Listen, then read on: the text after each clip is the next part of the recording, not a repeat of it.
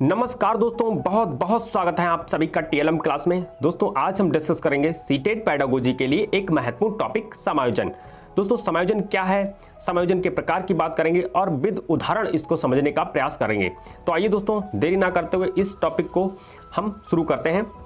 बात करेंगे अर्थ की। समायोजन क्या है, तो व्यक्ति का वातावरण में अपनी आवश्यकताओं के साथ तालमेल बिठाना ही क्या कहलाता है, समायोजन कहलाता है। दोस्तों समझाते हैं, एक तरफ व्यक्ति की आवश्यकताएं होती हैं और एक तरफ व्यक्ति का वातावरण होता है जहां वह रह रहा होता है। तो दोस्तों जब व्यक्ति आवश्यकता जो उसकी होती है, व्यक्ति की बहुत सारी आवश्यकताएं होती हैं, वह अपनी आवश्यकताओं और वातावरण के साथ जब वह तालमेल बिठा लेता है तो दोस्तों इसे क्या कहते हैं, समायोजन कहते हैं। वहीं अगर वह ऐसा करने में असक्षम है, ऐसा नहीं कर पा रहा है, तो दोस्तों उसे क्या कहेंगे, कुसमायोजन कहेंगे। दोस्तों बात करेंगे एक उदाहरण की। अगर उदाहरण को लें तो जैसे एक बच्चा है जो अपने गांव से जाकर के शहर में रहता है पढ़ाई करने के लिए। अब वह गांव के वातावरण में रहा है, गांव जैसी लैंग्वेज है उसकी, गांव जैसा पहनावा उड़ावा है। अब वह शहर में जाता है तो शहर में दोस्तों क्या होता है, शहर में वह देखता है कि बहुत सारा विषमताएं हैं अपने गांव से और उसमें मैच करता है, तो बहुत सारे डिफरेंसेस हैं। तो वह क्या करता है, शहर की लैंग्वेज को सीखता है, शहर के पहनावे उड़ावे को सीखता है और वह अपने आप को क्या कर रहा है, ये सब करके समायोजित कर रहा है। यदि दोस्तों वह ऐसा करने में असक्षम है, ऐसा नहीं कर पा रहा है, तो वह क्या हो जाएगा, कुछ समायोजित हो जाएगा। तो दोस्तों आई थिंक बात क्लियर हो पाई। आइए दोस्तों बात करते हैं, एक महान मनोवैज्ञानिक हुए हैं कोलमैन। तो कोलमैन ने कहा है कि समायोजन अपनी आवश्यकताओं को पूरा करने तथा दबावों से निपटने के लिए किए गए प्रयास का परिणाम ही क्या कहलाता है, दोस्तों समायोजन कहलाता है।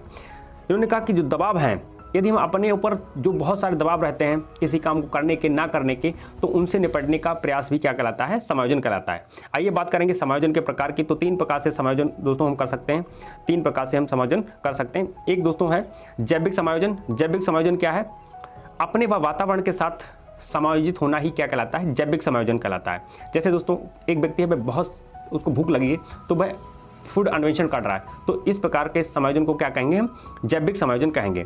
बात करेंगे सामाजिक समायोजन, जो समाज के साथ समायोजन करते हैं। जैसे एक छोटा सा बच्चा है और वह स्कूल में जब जाता है, एक छोटा बालक है, वह स्कूल में जाता है, वह अपने मित्रों के साथ, अपने टीचर्स के साथ समायोजित होता है, वहाँ के माहौल के साथ समायोजित होता है, तो दोस्तों इसे क्या कहेंगे, सामाजिक समायोजन कहेंगे। और तीसरा जो दोस्तों है स्वयं के साथ समायोजन, यानी व्यक्ति की बहुत सारी इच्छाएँ होती हैं, उन इच्छाओं के साथ जब वह समायोजित होता है तो उसे कहेंगे स्वयं के साथ समायोजन। तो व्यक्ति 3 प्रकार से समायोजित हो सकता है। आइए दोस्तों बात करेंगे समायोजन की प्रकृति से, बहुत बार क्वेश्चन पूछा गया है तो डिस्कस करते हैं इसको। समायोजन एक प्रक्रिया है जिसमें व्यक्ति तथा वातावरण दोनों प्रभावित होते हैं। आवश्यकताओं और दबावों के मध्य तालमेल बिठाने की प्रक्रिया समायोजन कहलाती है। दोस्तों याद रखना है कि व्यक्ति और वातावरण दोनों ही क्या होते हैं, प्रभावित होते हैं। समायोजन एक ऐसी प्रक्रिया है।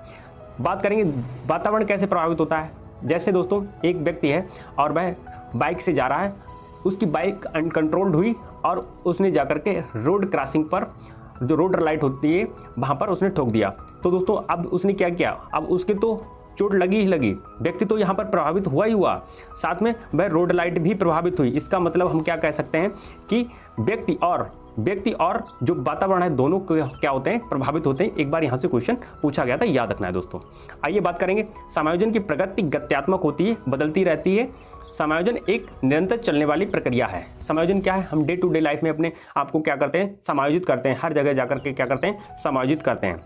समायोजन एक द्विध्रुवीय प्रक्रिया है। बात करेंगे या तो व्यक्ति समायोजित होता है या फिर व्यक्ति कुसमायोजित होता है। तो दोस्तों याद रखना है कि समायोजन क्या है। आइए दोस्तों बात करते हैं समायोजन की विधियां। दोस्तों समायोजन की 2 प्रकार की विधियां हैं, एक प्रत्यक्ष विधि है और एक अप्रत्यक्ष विधि। सबसे पहले हम बात करेंगे प्रत्यक्ष विधि की। जब व्यक्ति चेतन अवस्था में रहकर समायोजन को स्थापित करने के लिए प्रयत्न करता है तो ये प्रयत्न क्या कहलाते हैं, प्रत्यक्ष विधि के अंतर्गत माने जाते हैं। याद रखना है दोस्तों, प्रत्यक्ष विधि क्या है, जिसमें व्यक्ति चेतन अवस्था में रहकर के, यानी उसको पता होता है वह क्या कर रहा है, चेतन अवस्था में रहकर समायोजन का प्रयास करता है।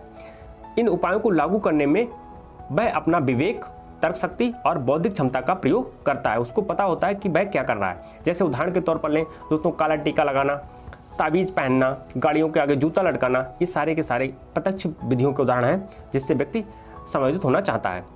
इसका प्रयोग किसी विशेष समस्या के स्थायी समाधान के लिए किया जाता है। दोस्तों याद रखना है, प्रत्यक्ष विधि में क्या रहेगा कि व्यक्ति चेतन अवस्था में रह करके अपने विवेक, तर्क शक्ति और बौद्धिक क्षमता का प्रयोग करके वह समायोजित होना चाहता है और इससे क्या होता है, वह स्थायी समाधान करना चाहता है। आइए बात करेंगे दूसरी जो विधि है समायोजन की, अप्रत्यक्ष विधि। अप्रत्यक्ष विधि क्या है? जब समस्या के साथ संतुलन स्थापित के लिए अचेतन रूप से किसी माध्यम या युक्ति का प्रयोग किया जाता है तो इसे समायोजन की अप्रत्यक्ष विधि कहते हैं। याद रखना है दोस्तों, इसमें क्या करेगा वह अचेतन रूप से क्या करेगा, समस्या का समाधान करने का प्रयास करता है और समायोजित होने का प्रयास करता है, तो इसे दोस्तों क्या कहेंगे, अप्रत्यक्ष विधि कहेंगे। उदाहरण के तौर पर लें, जैसे एक व्यक्ति चाहता है कि वह अंगूर खाए लेकिन उसके पास पैसे नहीं, तो वह क्या करता है, वह अपने आप से कहता है कि अंगूर खट्टे हैं। तो ये दोस्तों क्या है, वह अचेतन रूप से अपने आप को समझा रहा है, समायोजन कर रहा है कि अंगूर खट्टे हैं, जबकि हकीकत क्या है कि उसके पास पैसे नहीं है। तो दोस्तों ये अप्रत्यक्ष विधि कहलाती है।